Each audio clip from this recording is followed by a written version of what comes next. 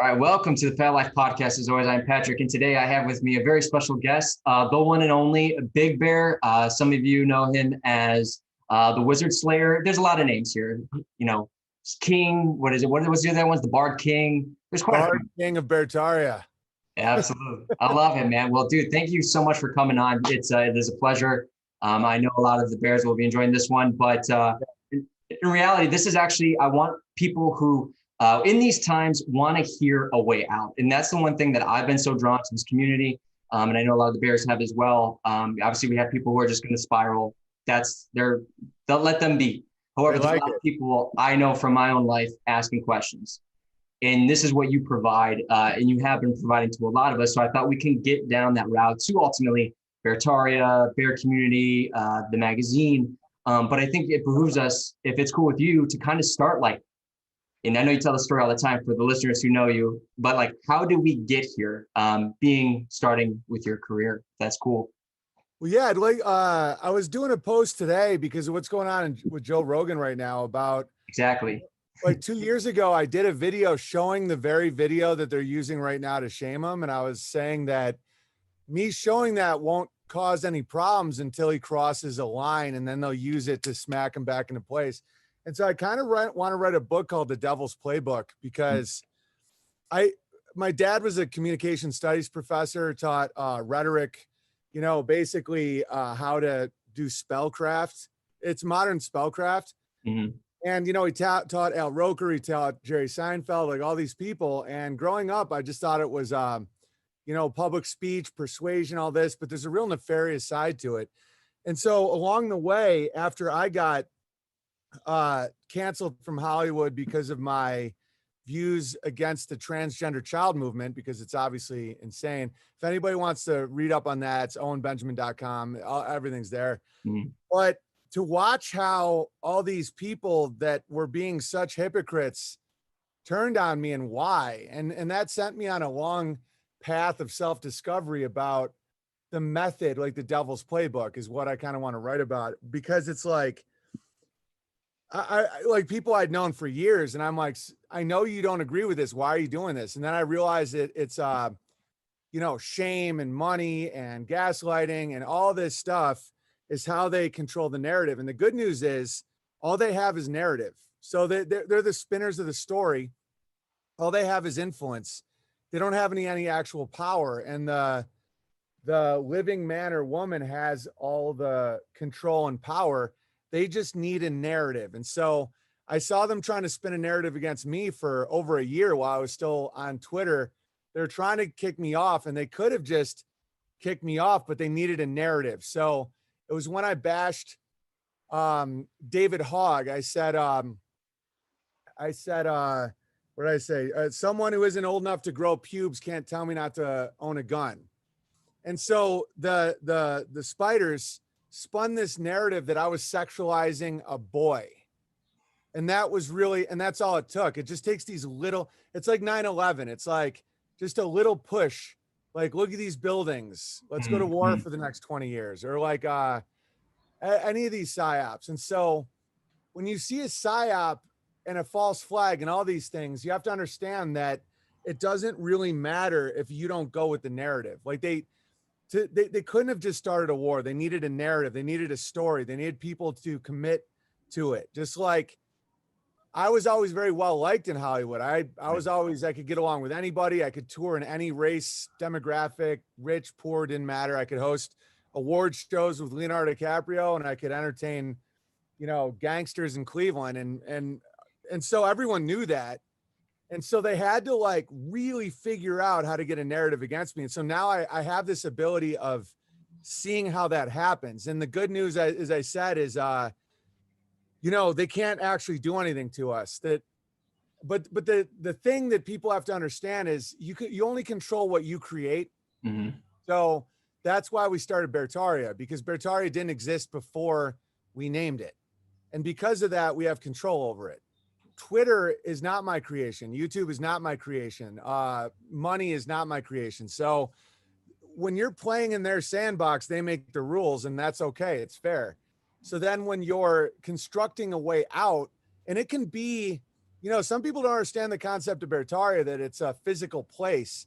It's a Mhm. frequency. It's like, it's a layer on top of layer on top of layer. It's like, you know, Democrat or Republican. It's not a place, you know, that not that that's the same thing, but Bertaria is an idea that you layer on top of your life. And some people will never understand that, and that's okay. You know, it's not for everybody. Some people are like, oh, so where do we go? So it's like a commune. I'm like, no, you're making it. You're making it. So anyway, it in Bertaria kind of inverted the inversion, where instead of a hill to die on, it's a hill to grow on. Instead of resistance is futile, it's persistence is fertile. You know, and it's that Fruit, type not of blood. thinking. Yeah, What's fruit, that? not blood. Fruit, not blood. Not blood. Yeah, the good, the true, the beautiful. And so those type, like, do not rely instead of do not comply. Do Right. not comply implies that you want to stay in daddy's house, but you don't want to play by daddy's rules. And that just makes you a bratty little kid. And so the reality is, if you don't want to comply, you can't rely. And if Right. they take away restaurants and privileges and lollipops, you have to be like, okay, that was never mine to begin with. And the beauty, and that's why my stories helped so many people, is it's really fun to build your own stuff. Like, Yeah. we now have our own milk cows and goats and all this. My wife makes her own cheese. We homeschool our kids. We built our own social media platform, Bertari Times, our own media, Unbearables Media, our own live streaming, unauthorized.tv. And we went back to the basics of the PO box. Like, my PO box is a place where people could, you know, support me financially while I was being, you know, while the devil was using his playbook, which is Mhm. money, status.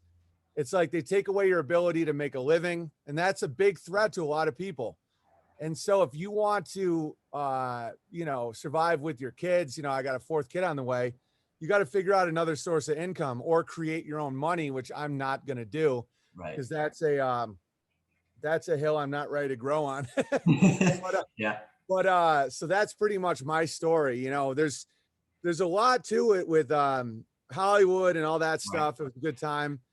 But, I think my value I can bring people is the devil's playbook, like how, like the only real power, quote unquote, they have, you know. And I went through the truther phases of like blaming different groups, like is it Jesuits or Jews or Freemasons. And in the end of the day, all those groups are just giving you offers that you can either accept or not accept.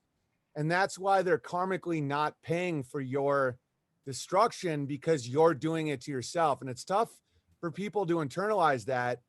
But for anybody that's quit a substance or a behavior, the only way you can do it is saying, I'm doing this to myself. And then once you do that, you realize that, you know, getting rid of the drug dealer doesn't get rid of the demand for drugs. Yeah. And all you have to do is say no. And so that's pretty Right. much all these scapegoats, all these boogeyman groups are really nothing. Oh, absolutely. And we'll just to kind of stay on that topic, but backtracking a little bit to your Hollywood.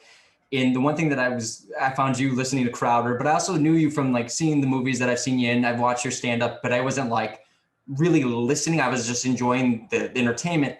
Yeah. And when I saw from my background in film and television, I saw you getting smeared the way you were it's just as a logical being. Well, why is this? And then I'm like, well, what he's saying is like he's a comedian. And this is me slowly waking up to the things around me. But it was interesting. It was going, well, why would just naturally logic, why would somebody give up this life of perfect life for just, you know what I mean? Just to give it away. Like that didn't make any sense to me. And as I was listening more and reading more, going, this something's not right here. Like this, and then like everyone else who's like, he's bringing up really good points. So that just opened my eyes. And what I give you, you know, admire, and it really has drawn me to that is going, oh, as a creative, I don't need to be in that world, because I was already getting weird vibes, man. We'd be in writers' rooms and doing things. And I had a couple of scripts that we were trying to, pitch around, and people were like, you really need to have the main characters to have like an interrelation. I'm like, but what is that doing to my story? It's not helping my story. And that's my biggest thing with storytelling and narratives is going, what is this doing for the story? And if that is missing, or it's just there because it's trying to fit another narrative, I'm like, not doing it. And that always causing me a lot of issues with friends and the community. And it's getting to the point where it's good to just stay away from all those people, because for people that don't understand, Hollywood isn't just all like baby eaters and like evil people. The way it's controlled is the network executives, the producers will get word from on high, whether it's Tavistock, whatever, that like this year we want, like in like the year that they had Modern Family, it's like we want mixed families. Yeah. And so at first you're not thinking anything of it. You're like, oh, that's the theme this year. Yeah. Or it's like this year we want a like a black lead, or we want a story about their, you know, about rape or something. And so then that order is given out to all the creatives, and people like me who've sold a bunch of scripts to networks. We're not in on anything. We're just like, okay, I'll write a story about a mixed family, or a story about, you know, something like that. And you're just trying to make it funny and compelling. And as I was there, it got more and more crazy until there's a wake up moment where it's like, okay, we now need a transgendered kid in this. And it's like, dude, it's a story about a mall. Like, what? And they're like, oh no, it has to be the only, you know, you have to have a gay relationship or else it's, and I was raised, as I said earlier, by like a college professor and like a very musical, artistic household. So I know what gay culture actually is, and trans and all this stuff. And so they couldn't tell me about the bigotry because it wasn't real. It was like, nobody's like, oh, I need to see myself. You know, another movie that really broke it for me was what's that one about Wakanda, where it's like finally a movie. Oh, Black Panther. Yeah, by us, for us. And it's like, black dudes can just watch movies. Like, you don't think a black guy could like My Left Foot, you know, or like, you don't think you can relate to that? You know, you don't, like, I used to love Michael Jordan growing up. Like, you think I couldn't, I needed Larry Bird. Like, I didn't relate to Larry Bird. Right. Larry Bird was out, you know, Larry Bird seemed too passive for me. I like Michael Jordan. He was a clutch player. And so the more you see that, and so more and more people in Hollywood now can't be creative. And that's why you're seeing a lack of creativity. It's all remakes. It's like Ghostbusters, but trans women, or like, and another moment was Ghostbusters, because Ghostbusters is about it's a very adolescent movie about men, you know, don't cross streams, Slimer, like these are about penises and cum. It's like the Stay Puft Marshmallow Man exploding white shit all over everyone's face. It's like, you know, don't cross streams, you know. And so it is a movie about, and so to make it female is to ruin the entire purpose of the movie. And so that's really how Hollywood works. And so now they're at a point where they can't be creative, and now they're stuck in their little hell. And for comedians and writers especially, it's crazy. Actors, I understand how they can just follow any order they're told, because an actor is given lines, and to be a really good actor, you just become the script. You don't ask questions. You're like, they're really not creative. They're creative in a way, but they're more like mimics, and they try and make whatever they're given as authentic as possible. That's their whole job. So they don't really have to connect to reality at all. A writer and a comedian has to, or else they're not funny, or they can't write a script. So when someone's like, oh, it's a great script, but make it, you know, the opposite of this. If you tell an actor to do that, they can really do that. It's like, because they're empty vessels. But if you tell that to a, you know, it's just, and so now they've dismantled their own ability of creating. So on a big enough timeline, they're already dead. Absolutely. Yeah. Well, what's interesting is, and that's, again, this is trying to get to Bertaria and everything else, but what is interesting is how the timing of just this conversation and the stuff with Rogan, right, is that you're seeing, for those who don't know, maybe kind of describe your experience with Rogan and kind of what's happening now, because this does play into Bertaria, and this does play into, as you were saying before, your ability to be creative in the bear community, and what you offer is going, I'm going to use my creativity now for good, and I'm not going to lose that creativity, because prime example is, okay, they're going to shut down all my abilities to make money. How can I get creative? Remember, it doesn't have to be writing a script. It's about everyday life. And I think Barnett talked about that. You could be creative in anything you're doing. It's just, so, but maybe kind of talk about that. It's also not a vow of poverty. I'm doing fine now. That's the thing, is it's like, when they undercut their own systems, touring comics couldn't tour for 18 months because they're scared of the air, you know? And clubs closed down, their revenue dried up. You know, and so now, and political correctness makes it so comedians no longer have value. You know, the raw truth that makes everyone laugh It's like, all right, so and I'm avoiding all those financial pitfalls. So I did have a really hard time financially for a while, but I knew that giving up my word is way, way worse. Right. And so I've talked a lot about the Rogan thing because when I was going through all these troubles, Rogan had me on 3 times in a year. And I was so excited because I thought he cared about what I was talking about. And he, on some level, he did, I'm sure. And I was a fan of his before. And he got wrapped up in the same stuff. And in fact, looking back, I think his role was to try and gatekeep me and create a narrative that I was crazy because while I had, a few 100,000 Twitter subscribers, blue check mark, followed by all kinds of influential people, and I was getting traction, I'd be doing tweets that would get 80,000 retweets that were showing Oz behind the curtain. And so Joe's whole thing was like, he did this sit down with me and said, "You're not representing yourself properly on Twitter. I really care about you. You seem a little crazy." And the joke was, I don't want slavery to come back, but it would be funny so Sean King admits he's white. Right. So that holds up fine.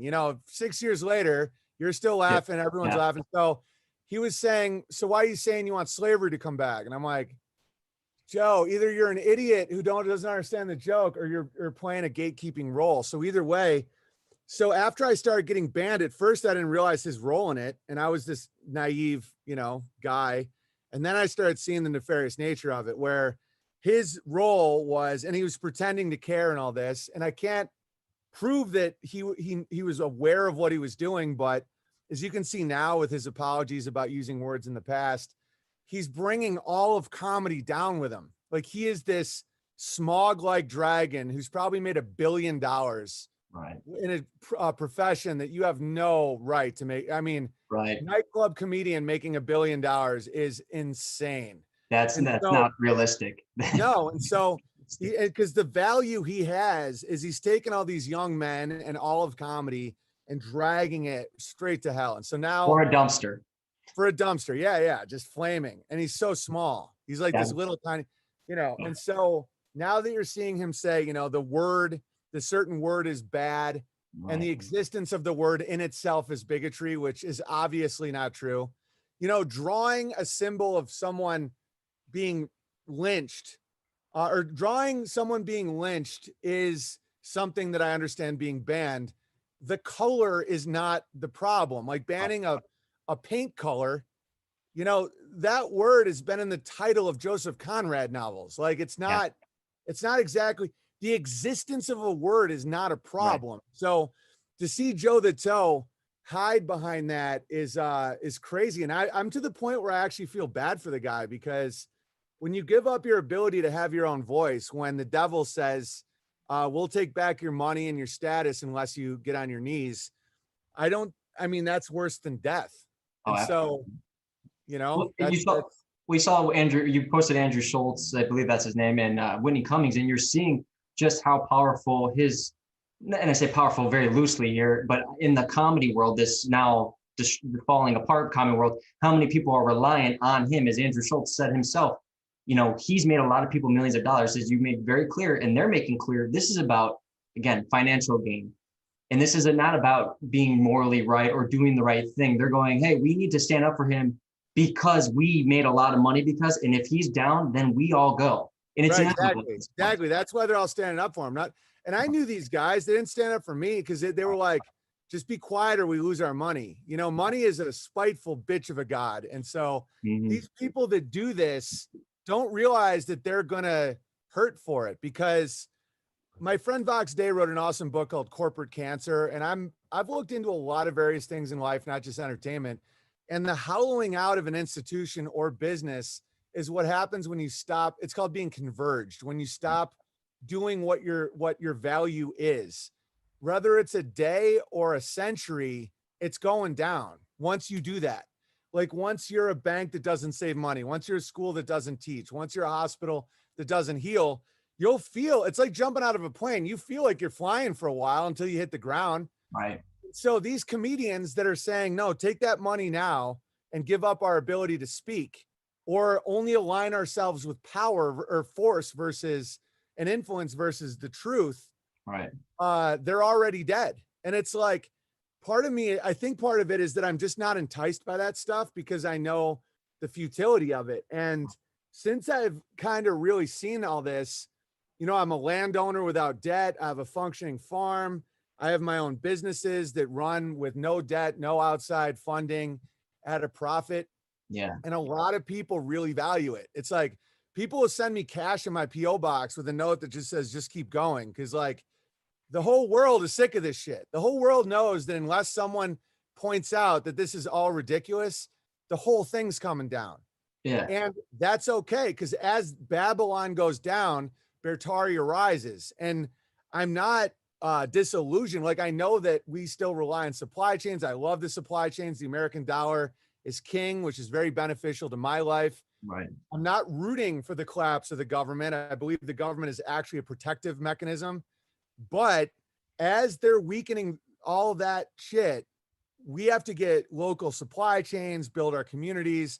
And then it's not like Mad Max. It's like as one goes down, another goes up. And so Absolutely. that's why I recommend, I'm not telling everyone to run to Idaho and get 100 acres and a cow. I'm saying, like, grow a plant in your apartment, or like, Yeah. meet your neighbors, like figure out, like, get a neighborhood watch going, or like have more kids, you know, family's wealth.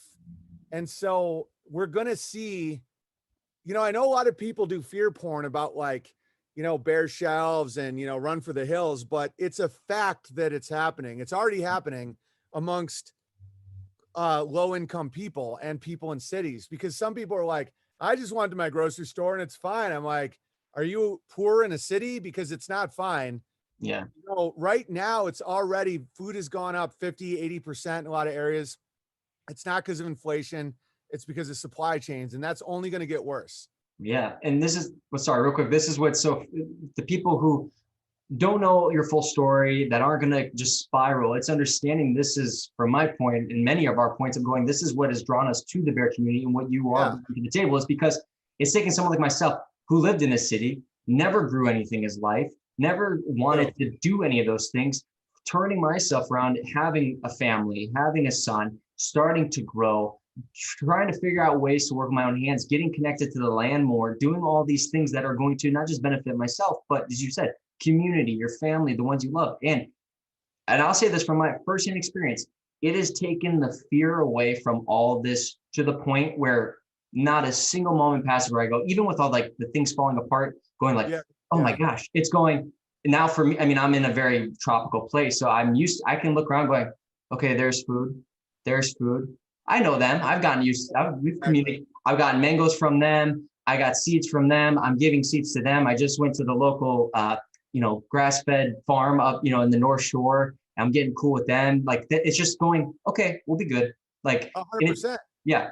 One of the biggest spells ever made is scarcity. It's like, one thing that I've learned since kind of getting involved in this type of stuff is like the ridiculous abundance of the earth. It's like, totally. The Indians call the white man disease Watiko. And I'm not one of these self-hating white people, by the way, but that's accurate, where it's like this desire to control, and, you know, this idea of scarcity where it's like, we have to get all of this. We have to, it's like, and the Indians would be like, dude, there's tons of food, like, relax. And so that idea of Watiko is so true. And it's not a racial thing. I know Indians that have Watiko, but the idea that you have to control everything and just strip mine and all that. And you're seeing it with a lot of these technocrats, like the Elon Musk electric car is strip mining like the area in Africa where the Bushmen live. It's like horrible. Right. But these people get their fake virtue of like, oh, climate change. Right. You know, right. you're like, dude, do you know where that metal needed for these catalytic converters come from? It's like, right. That's crazy. Like, and it's like, also the solution isn't fun. Well, it's fun when you get into it. It's like working out. It's like work, but fun. And it's like the same with, like, I'm seeing all these truckers, and I've been getting so much heat from people because I'm making fun of this trucker thing in Canada, because it's not really truckers and it's totally pointless. And dude, I'm getting the type of emails where I know I'm interrupting a psyop, where it's like, we're going to come for you and all this. And I'm like, oh, I have no fear at all. I'm like, oh, this is 100% a psyop. So what they're trying to do is take everyone's energy and put it to something useless, where you're begging for the system for more privileges and wasting your time and gasoline and money and, pushing sin and raving and all, it's just, it's so obviously crazy that, like, if the real threat to the system would be those truckers that aren't, they're not even really truckers. I know all the truckers, they would never do that. It's like, they're like hired guys. Yeah. Anyway, don't get me wrong. There's tons of Canadians right now screaming freedom and raving, but that's all fake.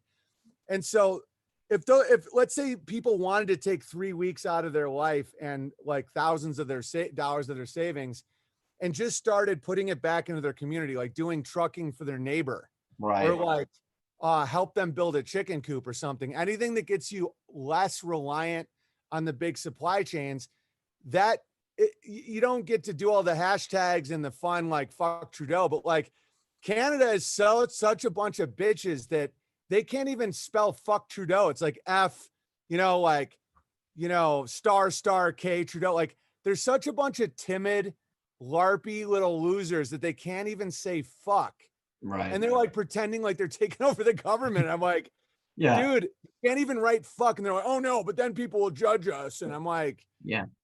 But what's interesting about that though, and this is the thing too, you've just listening to you and just the community has helped me get better at asking questions before I emotionally respond. And you talk a lot about that, is going, okay, let me just process what's being done here. And the thing with, especially with the stuff in Canada, was just being able to go, okay, well, why is this all happening so quickly? And one of the biggest things I had just immediately was going, wait, why has it gotten to this point supposedly where they've tried to mandate these injections for truckers? I'm like, if truckers are crossing the borders, that would be the first thing people, just logically speaking, I'm like, this is just a timing thing.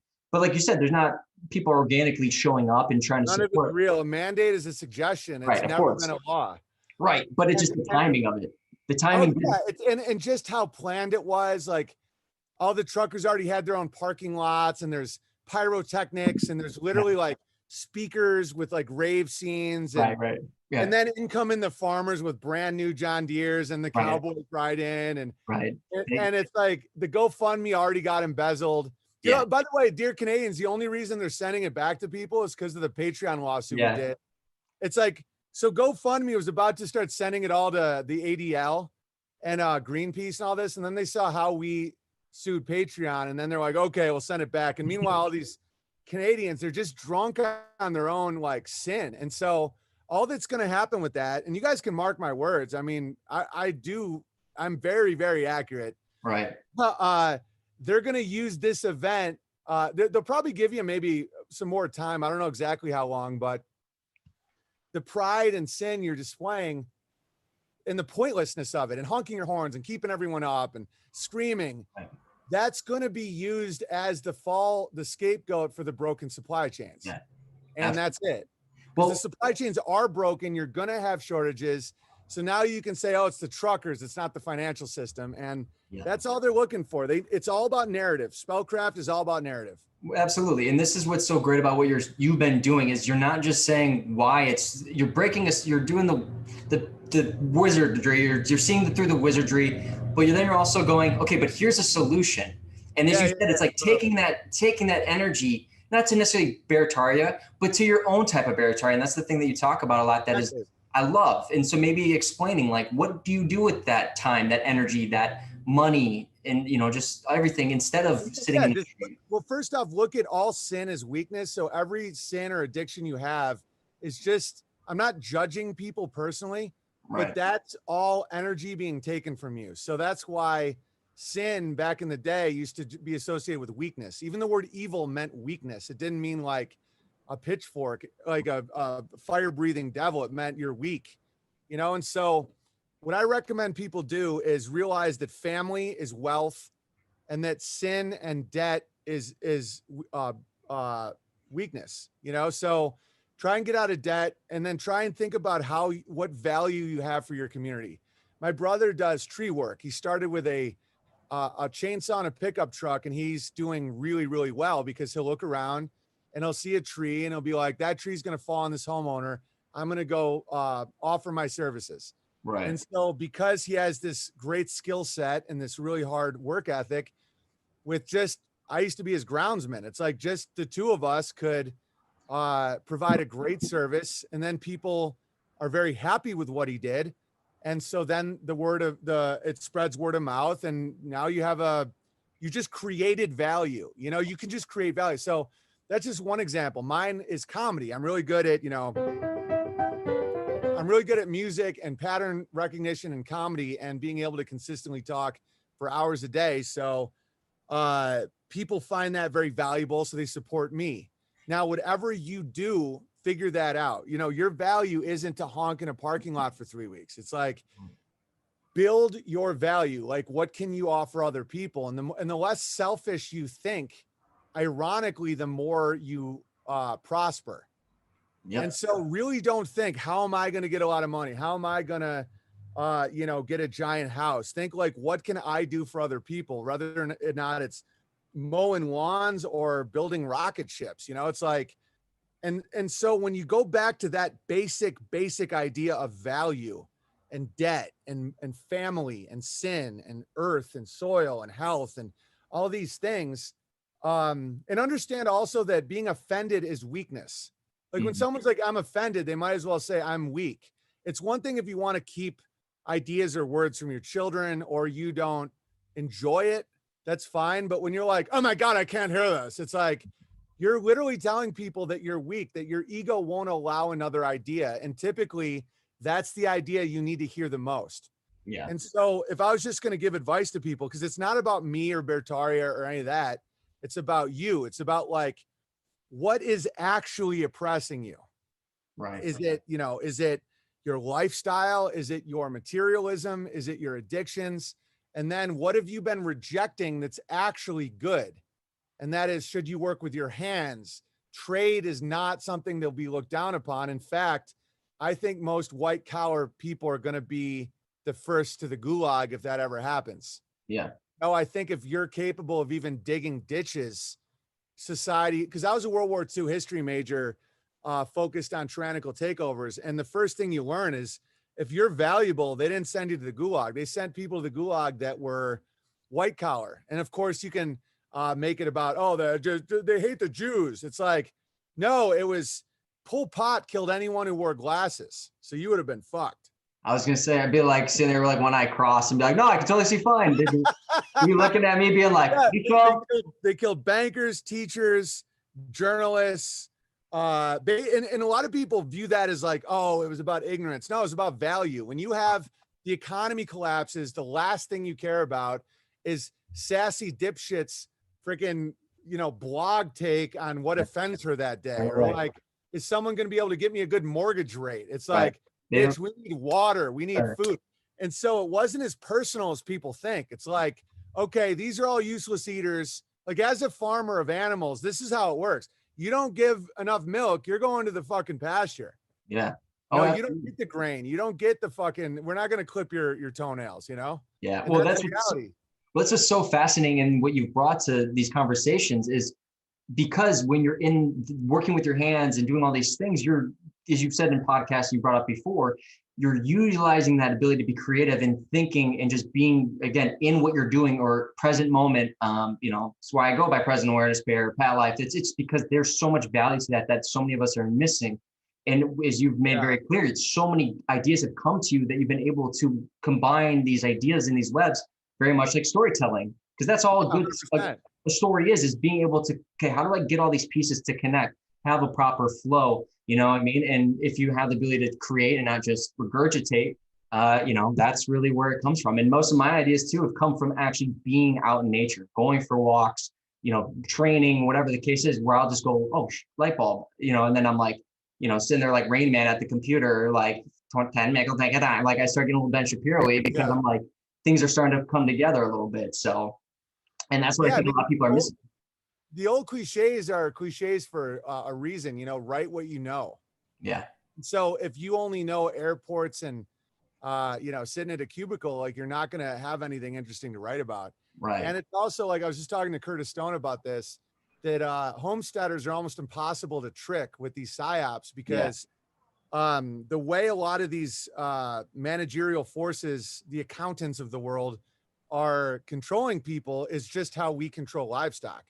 Right. It's like, you know, you you bring them in with some sort of temptation with grain, like, you know, corn syrup, pornography, Canadian raves. Then you put them in debt with a stanchion that goes around their neck, and then you milk the food that was going to go to their children. You take, Right. and you repeat, and then you get them to love you for it, and then you you know, and then you castrate the males with bad genes, and then you like start a narrative that, you know, trans rights matter because you've chemically castrated a ton of males. Right. This is, I know what they're doing. They don't care about, I mean, my piano teacher as a kid was transsexual. Like, Right. I know that world. No one cares. None of these people care. It's Right. like there is a small amount of people that do have gender dysphoria, or you might call it two-spirit or whatever, where they really have this weird fluidity about them, but it's extremely rare. The whole trans narrative is because they've used food and all this chemicals and shit to chemically castrate people, and Yeah. they're trying to give them some form of pride in it. Like, oh, the fact you're like, you know, just this amorphous blob of like lack of masculinity, that's because you're actually a girl and Right. you're brave and beautiful. It's like, no, it's because you've been poisoned by soybeans and freaking hydrogenated vegetable oil. Right. And now they have to feed you a narrative so that you don't go, so nobody says, why are we poisoning all these people? Because Right. literally I put rubber bands around goats' balls. Like, you don't get to breed. You're weak. Yeah. And it's the same fucking thing. And so Dude. that's all they're doing, you know? Same Well- with abortion, you know, make it brave and beautiful. Like, oh, you're so empowered. Kill your baby and come work at a company for the rest of your life. It's like they Well, dude- got women to literally think that's powerful. That they Dude. got women to kill their own kids and then go become tax donkey slaves under a boss that hates them. Like, that's, I mean, that's why wizardry and spellcraft is the devil's playbook, is what people need to fucking know. Absolutely. Because Well, that's crazy. dude, you brought this up so many times. And as a trainer, I've been in, you know, New York City, creme de la creme of people, all walks of life. And I can assure you, you are accurate in that, because I've had multiple female clients who would be considered like top percent of like their income, wealth, and well-being, who have called me, missed our sessions. This is fact. Called me on the phone at work, bawling their eyes out, talking about how miserable and lonely they are, and going, I have nothing. They are making more money than I can imagine. They're, you know, they have a life where they're traveling the world doing things, and like, and it's not just one time. And it's like knowing, be like, hey, I'm not a therapist, but it's like understanding that balance of going like, look, you have your own thing. And it's like, if this isn't going to help, like you missing session, like, you know, so I've seen that firsthand, those types of conversations, or people coming in, women even coming in a little bit tipsy because they were drinking at trying to do an after, but they knew they had to be at a session. And I'm like, go home. I'm not training you like this. It's all eugenics. Like the Sarah McLachlan commercials were to get women to literally think a stray dog was a baby. And so then they're like, and don't get me wrong, I have 3 rescue dogs. I get it. But it's like, they literally got women to call them fur babies. And so it's not only true, it's like tragically true. You know, women, my wife went to engineering school and everything, and women all over the world follow my wife on Instagram, and they like want her life. And it's like, because she's a stay-at-home mom, she has 3 boys who love her, 4th on the way. She used to want to be a, you know, what's it called? A clothes designer. So she gets to design her kids' clothes. She gets to spin wool. She loves food. She loves organic food. She gets to bake anything she wants with like the best homegrown food in the world. She's a Russian violin. Yeah, she's a landowner. She's a community leader. She's a teacher. She's a everything. And but she doesn't do it for another man who hates her. She does it for a man who loves her. And so because of that, you know, she's a gun owner. She's anything you can think of. It's like she gets to live that life that a lot of women would dream of, but they were convinced that marriage is slavery, that a man, you know, protecting you and working and providing for you as you grow children is somehow losing out in life, when it's the exact opposite. And so, you know, I don't know how much of it is top down eugenics and how much of it is bottom up sin, but like whatever it is, we're in for a lot of changes right now. Cause Right. you know, the population is going down pretty fast, and it's because they didn't have enough kids, and the baby boomers are dying, and people are sterilizing themselves and becoming very unhealthy. And so, eugenics movements, you don't realize it's happening while it's happening. Like heart disease and cancer is eugenics. Yeah. I don't think they know how to stop cancer. It's like cancer is a toxic load in your body. It's like not, it's no mystery how these things happen. Absolutely. War is a eugenics movement. Well, this is what's great about Beartaria, and I keep wanting to share all this other stuff to get to Beartaria because, and maybe you can dive more into it, how many bears have come into the bear community and have found themselves finding someone they love, starting families, having children, telling you, thousands of babies, thousands. Like I've had thousands of people write to me saying I wasn't going to have kids and now I have a kid because of your streams. I can't believe I could have missed out on this. Yeah. So there it is. That's how you got to think, because think about the Amish. The Amish are unaffected by supply chains. Right. Think about all these different groups. It's like what happens out there doesn't have to come to your doorstep. You have to want it like it's like a vampire. You know, you always have to invite the vampire in. And so our, you know, Beartaria is, and it's kind of like a joke and also real in the same way. You know, it started as a joke, like Tartaria, except for Beartaria. Like it was like we're joking, and now it's like real. It's like, you know, because everybody wants to, you know, fantasize about old empires with free tech and all this beauty. It's like, okay, let's do that now then. It's like, no, it's all gone, mud floods. It's like Beartaria. And then people are like, holy shit, we can do that. Dude. And so I also recommend, if people want to see what we've been building, buildingbeartaria.com. We did a fundraiser 18 months ago and used the money to get land.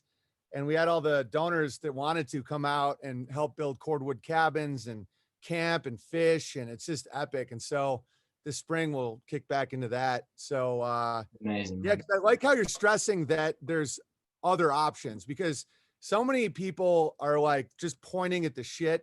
It's like it's just like pointing at shit, not cleaning it up. Exactly. But our whole thing is just getting away from the shit, because it's not even our job to clean it up. It's like, if these people want to drain their life force with sin and lies, that's your fucking call, man. That's why that's why you can always tell something's a psyop when people get really mad when you make fun of it.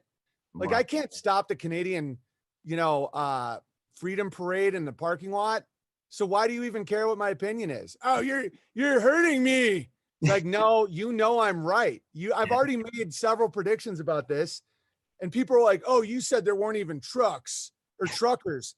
And it turns out that we're talking about pickup trucks. Yeah, dude. Well, yeah, all the semi truckers, no semi drivers are there. Yeah. Well, I put out word for weeks now. Like, if you are a long haul trucker, and I know because my merch guy's a trucker, I have a lot of truckers in my life. They don't put any miles on their trucks that they're not getting paid for.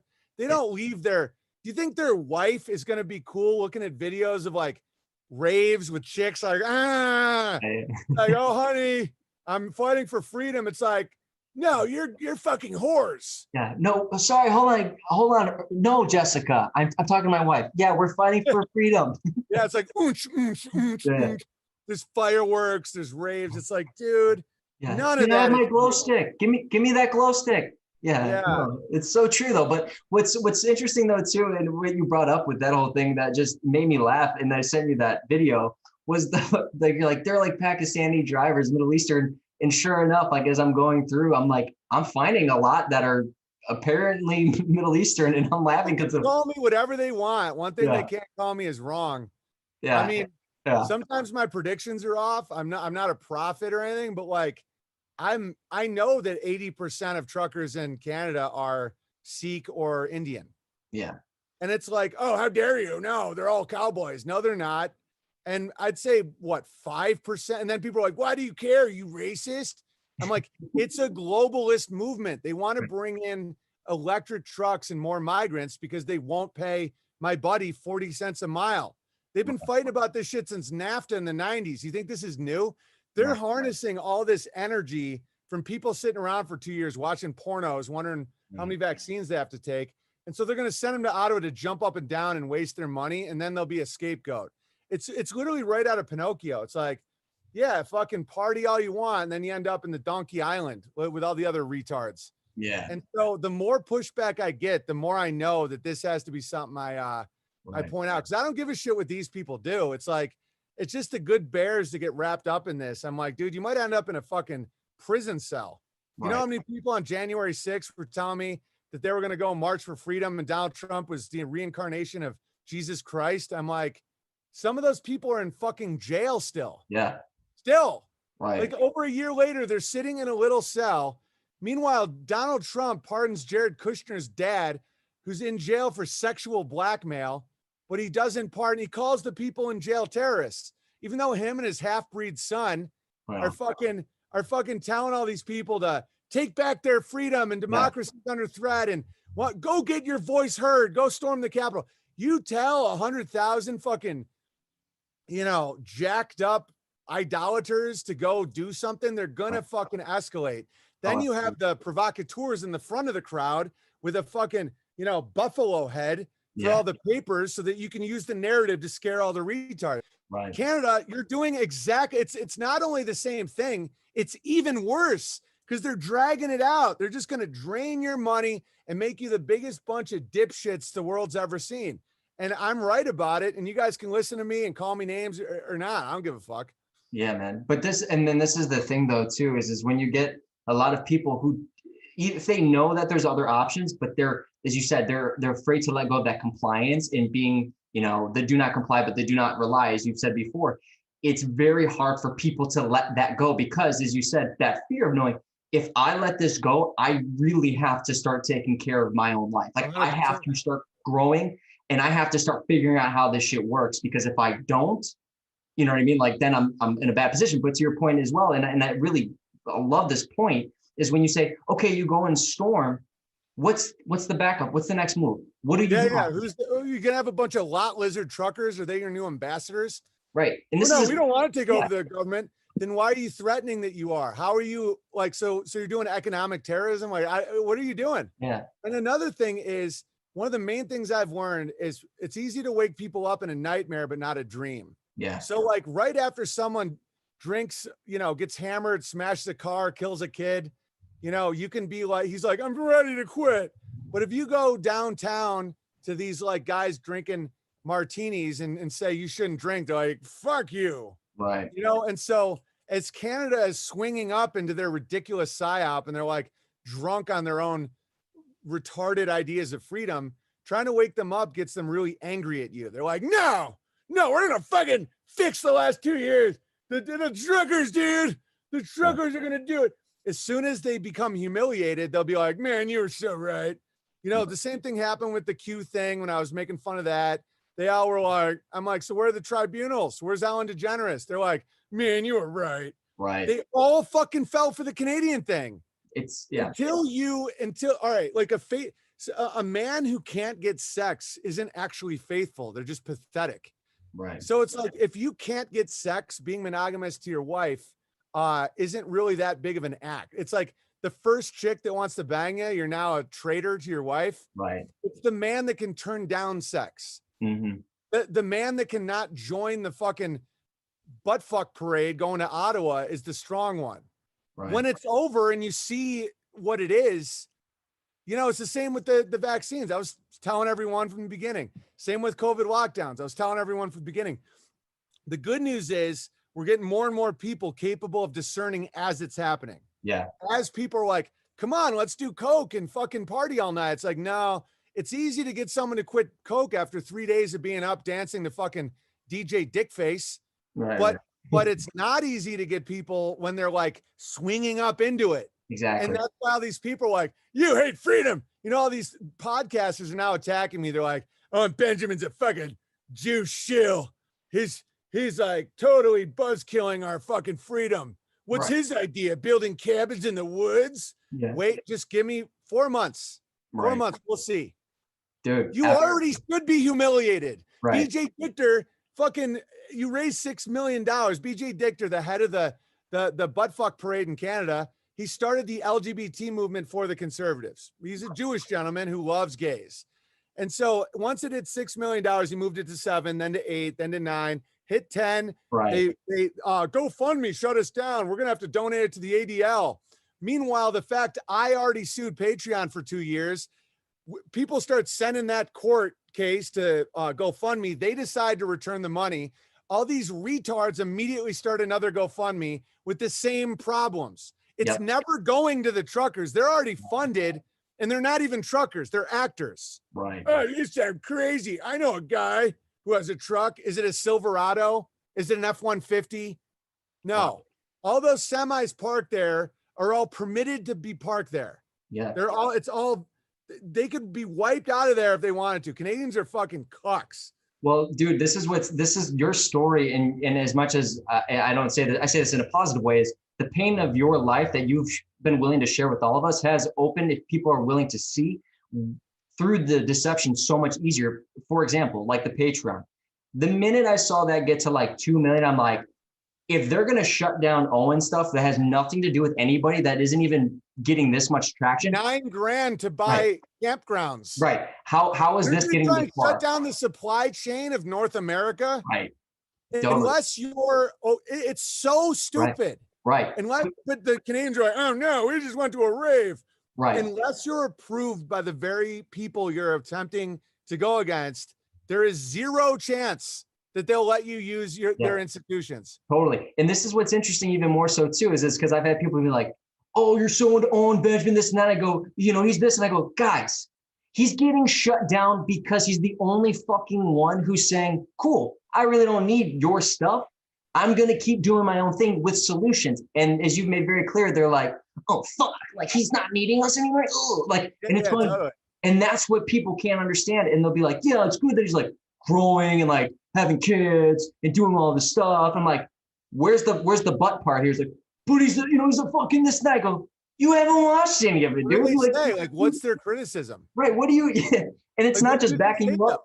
Yeah, it's not backing you up because I'm like, oh my God, it's going, no, this is someone who's doing solutions. And a lot of people are benefiting because they're then taking initiative in their life. What's their typical criticism? Like when they say he's a what do they say? Racist, like all the same stuff. They call me the same thing because I'm very much associated. And they go, what grounds? I go, and have them define racist. Do they even know? Racist is a term.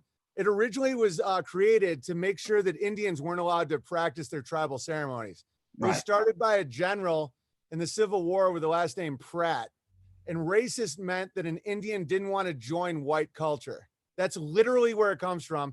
And that's why people call me racist, is because I think people have a right to have differences, to have different culture, to have different food. And that we're all not a giant Borg that have different shades of skin, but we all like lattes and fucking Uggs boots. Right. It's hell. Those people criticizing, it's one thing to call me a racist if I was like, oh, I'm better than people because they're black. Right. I never say that. Right. I make fun of everybody. I make fun of the Irish and the Danish more than any black person. Right. Black people, bike theft, shit like that. But then I'll talk about the Irish trying to suck their own dicks and, and so it's like, I'm a comedian. And so what it really is they don't want to own up to their own responsibility. 100%. So they're looking for any way to get me discredited. And they're only hurting themselves. They're only hurting them. They're not hurting me. Right. And all the people that see through this shit and they've hit rock bottom enough where they're like, I'm not going to fall for another fucking trick. Absolutely. It's like, okay, then like, and that's, my wife isn't allowed on Airbnb. People are like, oh, Steven Crowder's being persecuted. I'm like, he's monetized on YouTube with 10 million followers. Right. He jumps around in fucking women's underwear to own the libs. Right. Are you retarded? Yeah. The reason people like that is because they want to think that we went to the moon and they transgender. Dressing like a girl doesn't make you a homo. Right. Exactly. Well, good luck, baby. Yeah. Well, at the same time, your wife is helping so many people making sourdough recipes on different like towels and, trying to get back to community. And they're like, well, you can't be on Airbnb because of your husband. It's like, to what's the problem? He's never had a criminal record. Yeah. Who's like really liked in the community. It's like made Airbnb tons of money. It's because they're hollowed out and they're all going to fall. And that's fine. Like, that's the thing. It's like, I don't want these retards coming to Bertaria. Right. Like, I don't want these people to be like, oh, okay. And then they just bitch all the time. I'm like, get out of here, man. That's why I'm not for eugenics, but I get it. It's like, you have about 80% of the population right now are fucking retarded. Yeah. And so these people have to be managed. So they're Right. given Coca-Cola, Pepsi, and fucking Beyonce. And sometimes that doesn't work. So Right. get the cities to beg for the government to no longer pay for police. Yeah. They literally made them think it's their idea. Right. I mean, it's just like Exactly. fascinating. It totally. So, And what's funny is that you're sitting here saying like, hey, I get it. And people will try to spin this and go, oh, he wants us all dead. It's like, okay, well, his reasons for this eugenicist is sterilizing yourself, drinking and eating junk food. You're going to stop that? Well, no, I mean, I'm not going to stop. It's like, then what? yeah, you guys are on the same page. Keep going. Keep doing what you want to do. Don't stop. Okay, if you want a lower birth rate, you try and get an animal to have no cum in their balls. Why do you think porn is free? Yeah. Porn, to get a girl to humiliate herself for money on camera is not free. No. So where is their business model? I know some people are like, oh no, there's membership. Right. YouPorn, Pornhub, all these places, you can watch unlimited HD pornos all day long for no money ever. Exactly. You think that that's a fucking valid business plan? Right. That is being funded by literally the devil that's allowed to do this, because if you're going to be sinful, you don't get to breed. Right. No, I don't want to kill 80% of the population. I want to kill anybody. I don't like killing chickens. Right. I'm not a bloodthirsty guy. I have a soft heart. That being said, when you have like just cities full of retards, like, what are you supposed to do? You're supposed to just be like, oh yeah, everybody just keep on going. You have to do psyops. You have to get the Canadians to do gay orgies and shit like that. Yeah. And this is what's so great though, man, is that and I keep bringing it back to the community, because what we're seeing is the people in all this, all over the world, all over the country, we're ready to take ownership. We're ready to take responsibility. Yeah. And that's what's cool is because it's, as you said, it's kind of cutting off the fat of who's really willing to take responsibility. Yeah, we're not going to agree on every little thing, but that's not the point. It's about the bigger logos morality of going, what is right here? How do I own up to the mistakes I've made? How do I grow from those mistakes? And then ultimately, how do I move forward? And that's where people can't digest that. I even just put stuff on ownership and responsibility on my Instagram, and people are going guns blazing about that. And I go, if this is bothering you, then I'm saying learning how to take ownership and responsibility. I go, you're the definition of why I'm making this post. They're all communists because they want daddy to take care of them.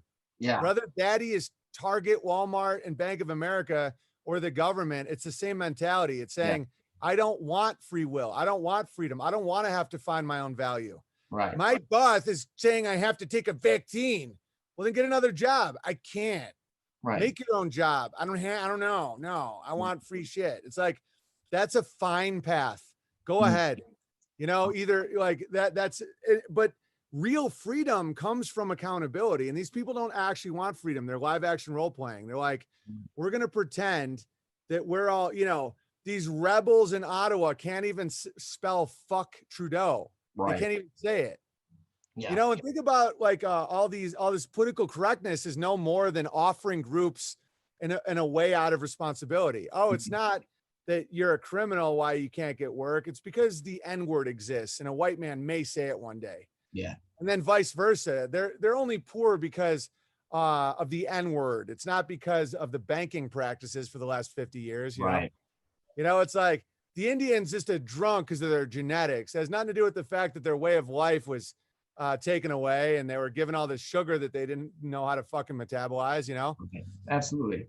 Yeah. And that's just an unfortunate thing. But the beauty of it all as well is because with like any addict, right, or any situation where people are hitting rock bottom, there's a chance to turn it around. My uncle, for example, you know, heavy drugs, heroin, all that stuff, had a dog, like had my cousin, like even still using all of it. He hit his rock bottom, but the only way he hit rock bottom was when my family, my mom specifically was like, to him being like, you make your decisions. If you die, that's on you.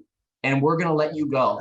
And he had to make a decision, and he's turned it around and he's totally back sober, you know, living his life. And that's the thing is this is the beauty of where we're at is a lot of people are at their rock bottoms of again, sin or lack of ownership, responsibility, and going, gosh, I have to make a decision here. I have to make something. Yeah. It's great. It's great because people that have been through hell actually can get stronger for it. Yeah, totally. Because when you consciously take ownership and you weren't just from a society that insisted on it, you actually are stronger for it. So like, that's why don't have shame about your past.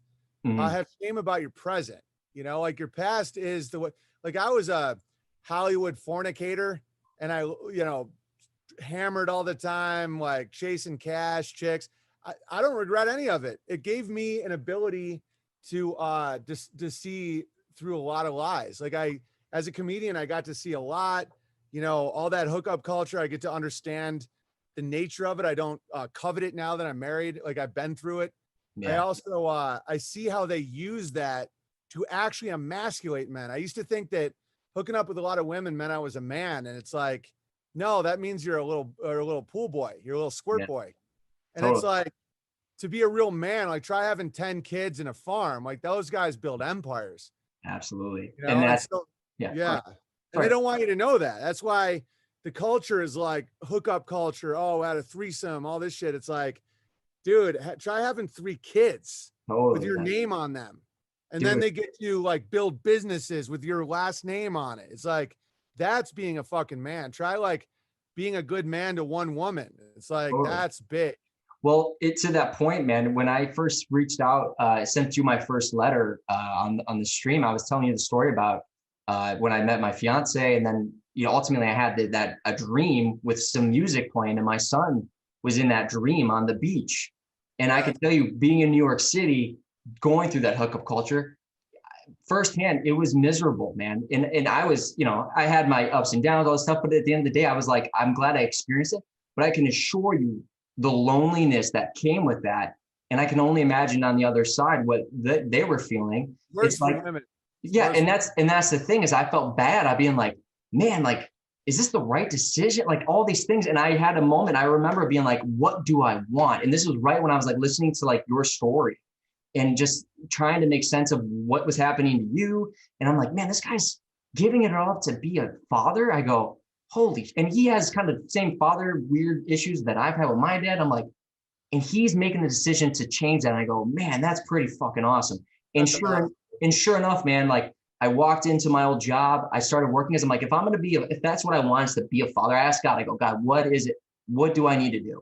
What is it that what's my purpose here? And I just heard be a father. And sure enough, I looked to the left and my old job was there. And I go, I'm going to go inside and start making money and saving because I don't know when I'm going to be a dad, but I need to have some sort of financial help. That was my mindset then.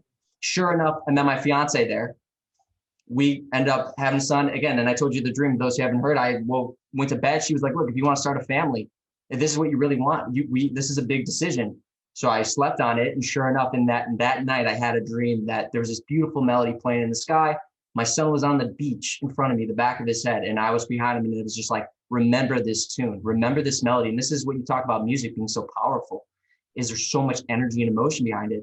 Sure enough, man, not too long after we found out she was pregnant, had a boy, and I've had that visual actually on the beach walking behind my son. And it's like broken me down to tears because I'm like, that's God. Like you can't tell me now in my life that God doesn't exist because that is not a coincidence.